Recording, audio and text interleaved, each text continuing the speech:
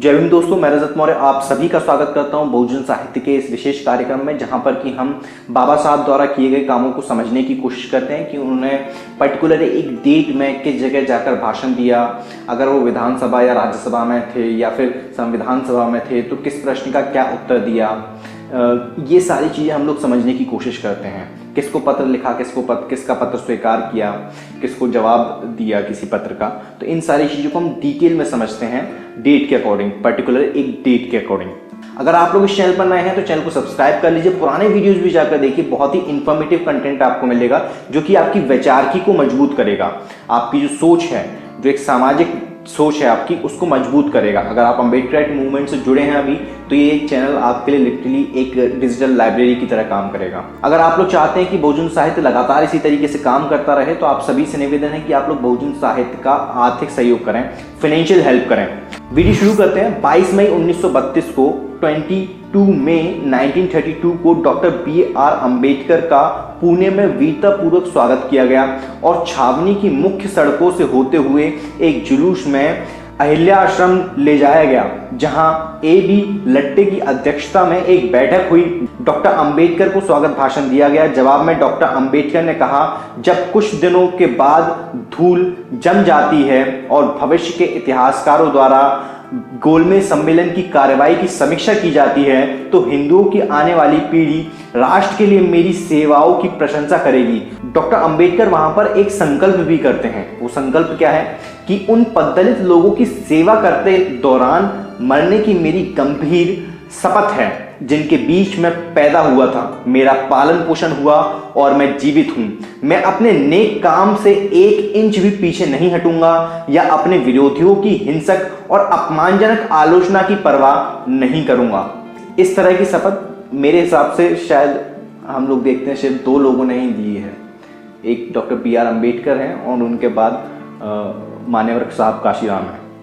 तो ये जो हमारे लीडर्स हैं इनकी हमें कद्र करनी चाहिए। सिर्फ जय भीम का नारा नहीं, उनके दिए हुए विचारों को हमें पढ़ना चाहिए, समझना चाहिए और आत्मसात करना चाहिए। 22 मई 1946, 22 मई 1946 को लखनऊ टाउन हॉल यूपी में अखिल भारतीय दलित वर्गों के एक सम्मेलन में डॉक्टर अंबेडकर द्वारा धर्मांतरण की घोषणा के लिए 9 अलग अलग प्रांतों के अछूतों ने अपना समर्थन दिया था। मतलब बाबा साहब ने जो घोषणा की थी कि मैं धर्मांतरण करूंगा, उसके लिए 9 अलग अलग प्रांतों के अछूतों ने उनका समर्थन किया था। उसके बाद कितने अछूत, कितने दलित, कितने शेड्यूल कास्ट के जो लोग हैं वो बुद्ध धर्म में गए हैं या अपने मूल धर्म में वापस गए, ये जो हमें आकलन करना चाहिए और इसके ऊपर बहुत ही गंभीरता से विचार करना चाहिए कि जितने लोग नहीं जा पाए हैं उसके पीछे की क्या कारण है। आज की डेट में भारत के अंदर बुद्धिस्टों की जो जनसंख्या है वो 1 से 2% के आसपास है।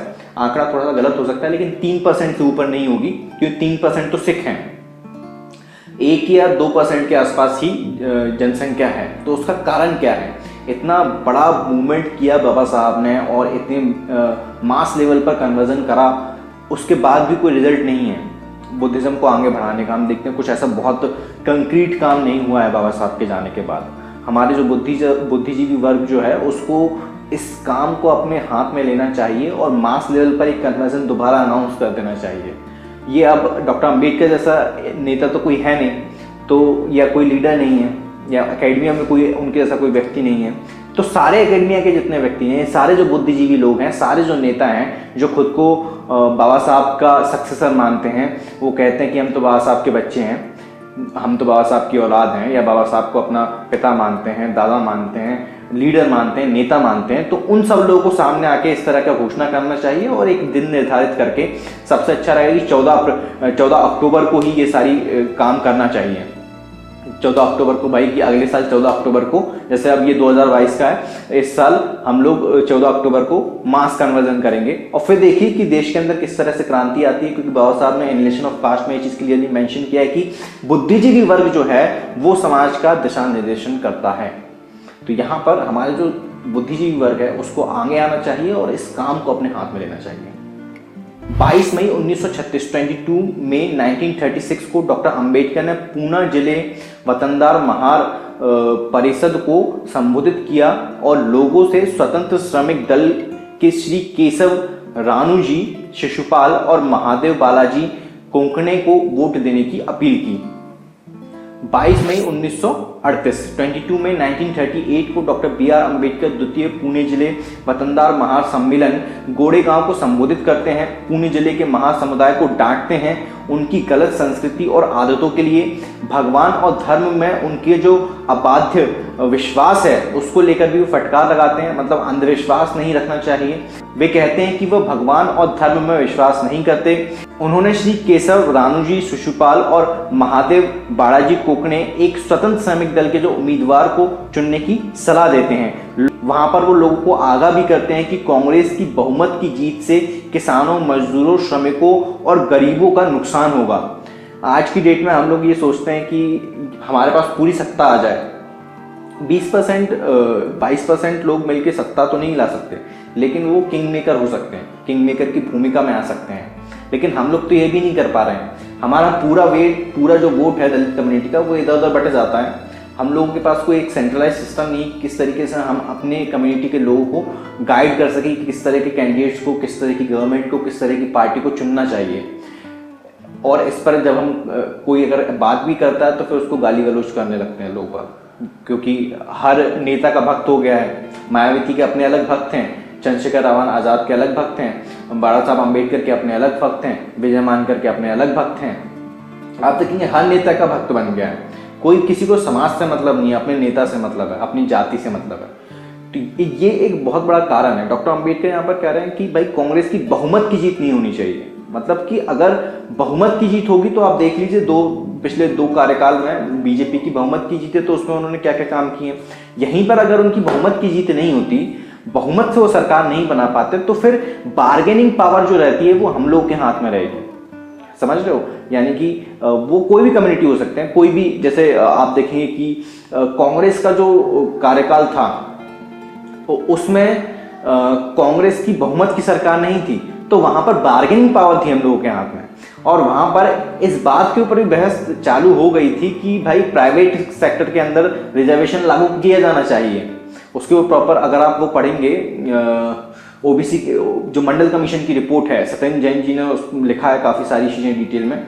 उसको अगर आप पढ़ेंगे तो आपको पता चलेगा कि किस तरीके से उस समय सारी चीजें हुई थी। लेकिन वो तब होता है जब आपके हाथ में बार्गेनिंग पावर हो। अगर आपके हाथ में बार्गेनिंग पावर नहीं है तो फिर कुछ नहीं होगा, आपके इसी तरीके से सारे अधिकार छीन लिए जाएंगे, जो कि छीने जा रहे हैं। 22 मई 1946 22 में 1946 को डॉक्टर BR अम्बेडकर ने लॉर्ड पैथिक लॉरेंस को एक पत्र लिखकर कैबिनेट मिशन योजना 20 मई 1946 की घोषणा पर स्पष्टीकरण की मांग की। इसमें शामिल है क्या पैरा 20 में अल्पसंख्यकों में अनुसूचित जातियां शामिल हैं? दूसरा, पैरा 20 के तहत सलाहकार समितियों में प्रभावित सभी हितों का पूर्ण प्रतिनिधित्व सुनिश्चित करने वाला कौन है? तीसरा, क्या उनकी महामहिम सरकार संवैधानिक सभा के बाहर के व्यक्तियों को सलाहकार समिति में नामित करेगी, विशेष रूप से आदिवासी और बहिष्कृत क्षेत्रों और SC के व्यक्तियों को?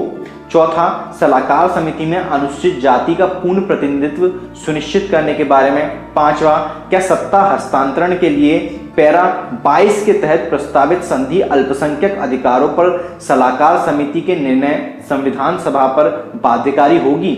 लॉर्ड पैथिक लॉरेंस 28/5/1946 को डॉक्टर अंबेडकर द्वारा उपरोक्त प्रश्नों के उत्तर देते हैं।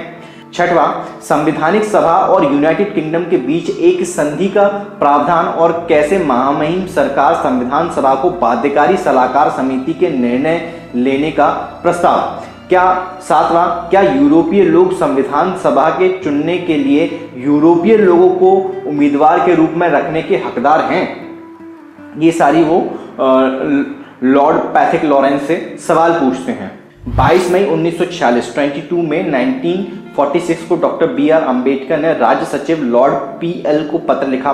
कैबिनेट मिशन द्वारा जारी बयान पर कुछ अस्पष्टताओं को स्पष्ट करने के लिए प्रश्न पूछते हैं।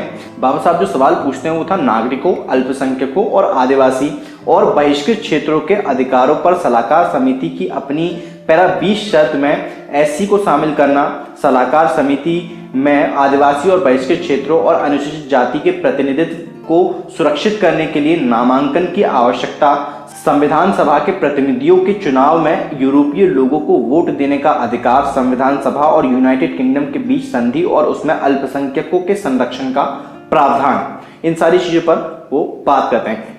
इन सारी डिटेल्स को पढ़कर समझ में आता है कि बाबा साहब की जो चिंता थी उसमें बार बार उनकी हर लेखनी में, हर दिन के उनके कामकाज में ये चीज बहुत क्लियरली स्पष्ट हमें समझ में आता है कि वो जो बहुजन तबका है, वो चाहे अल्पसंख्यक हो, आदिवासी हो या फिर अछूत हो, दलित हो, उनके हकों के लिए वो लड़ाई लड़ रहे हैं। वो कंटिन्यूसली मांग कर रहे हैं कि ये हक हमें चाहिए, ये हक हमें चाहिए, इस कमेटी में हमें हक चाहिए, हमारा प्रतिनिधित्व सुनिश्चित कैसे होगा। और ये यहाँ की गवर्नमेंट से, यानी कि यहाँ के लोगों से बात नहीं कर रहे, वो डायरेक्ट बात कर रहे हैं यूनाइटेड किंगडम के लोगों से, मतलब कि जो अंग्रेजी से जो सरकार है उससे बात कर रहे हैं, उसके साथ वो बार्गेन कर रहे हैं कि यार हमें हक चाहिए, ऐसे काम नहीं चलेगा। तो इस चीज को हमें समझना पड़ेगा कि बाबा साहब का जो विजन था उस समय भी बहुत क्लियर था कि हक और अधिकारों के साथ कोई छेड़छाड़ नहीं होनी चाहिए। उम्मीद करता हूँ इस वीडियो से आप लोगों को कुछ ना कुछ सीखने को, समझने को जरूर मिल रहा होगा। मैं रजत कुमार मिलता हूँ आपसे अगले वीडियो में। ये वीडियो आप लोगों को कैसा लगा नीचे कमेंट बॉक्स में कमेंट करके जरूर बताइएगा। अगर आप लोगों को बहुजन साहित्य का काम पसंद आता है, अगर आप लोग चाहते हैं कि बहुजन साहित्य लगातार इसी तरीके से अपना काम करता रहे, तो आप सभी से एक रिक्वेस्ट है कि बहुजन साहित्य की आर्थिक मदद करें, फाइनेंशियल हेल्प करें। उसके लिए लिंक आपको नीचे डिस्क्रिप्शन बॉक्स में मिल जाएगा। उसके माध्यम से आप बहुजन साहित्य के सदस्य बन सकते हैं या फिर एक बार भी भुगतान कर सकते हैं।